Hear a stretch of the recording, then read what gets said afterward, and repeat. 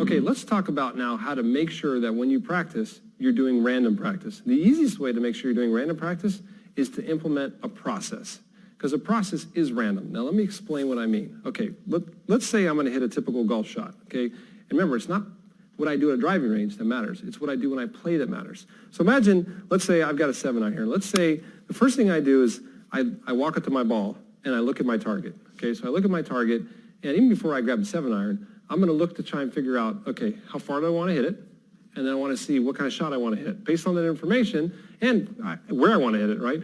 Based on that information, I'm going to select my club. And let's say I've got a 7-iron shot. That's what I'm thinking.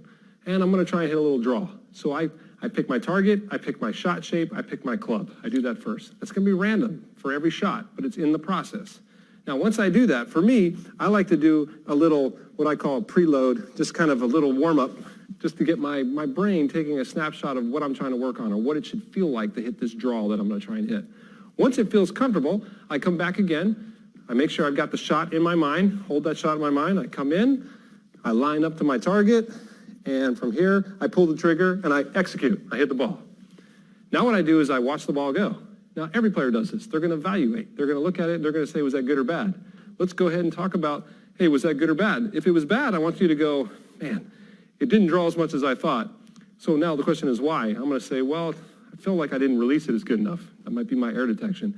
Once you have your air detection, before you move on, go ahead and imprint the fix. So I kind of imprint what the real feel should have felt like, and if I like it, okay, now I put myself a good imprint in my brain. Now think about this. If that's my process, a couple things in my process. First of all, I had a preload where I kind of, great sports psychologist, mental coach, Lanny Basham taught me this, that, hey, if you put a preload in there, that's perfect. You hit a ball, and then you have an imprint after, at least I know I got 2 good swings for every potential 1 swing. If I hit the real swing good, that's 3 good swings every time I run a process. But even if I hit the full swing, the real shot, bad, I still had 2 good practice swings. The 2 will sooner or later outweigh the bad, and we'll just keep accumulating good swings. The bottom line is, if that's the process I'm going to go with when I hit a ball, when I play golf, what should I practice at the driving range? Well, I should practice that, because that's what I'm going to do when I play golf. I'm not going to just sit here and grab one ball and do block practice. That's not what I do when I play. I run a process. So after every shot, what I tell my players to do is put the club back in the bag, drop another ball down, pick another target. So now I'm looking at a target, and I go, okay, I'm going to hit to that flag over there. And that flag, let's say, is 125 yards.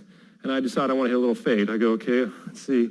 I'm going to go ahead and grab my pitching wedge and make sure I see that shot still. I like it. Okay, now I'm going to come over here. I'm going to do my preload. I'm going to practice my little fade move. Okay, if I feel comfortable with that, come back, pick my spot to line, see my shot, hold my shot. I'm going to come in, step in. I'm going to implement, hit my shot, watch, air detect. If it was good, then I'm just going to imprint that good feeling again. If it wasn't, I'll try and fix it. And that's one process. Put the club back in the bag. And what you'd want to tell your players is, it's not how many balls you can hit. It's how many processes can you run. And think about this. If you're in the heat of battle and you're out there playing in a tournament and it's the 18th hole and you've got to make a par and you're freaking out, what you say to yourself is, stop freaking out. Just do the process. I've done it 1,000 times. That's the best opportunity I have to succeed, is do the process. The good news is, the process is random. You can hit 7-irons, by the way. If I say, let's do 50 7-irons in a row. If you run 50 7-iron processes in a row, in other words, I come back, okay, I'm going to hit to that flag, I'm going to hit a draw, I do my preload, I hit, I do my imprint, keep my 7-iron. Okay, now I'm going to hit to that flag, I'm going to hit a fade. That's still random, and you're running your process, because every process is random. You can use the same club as long as you run your process.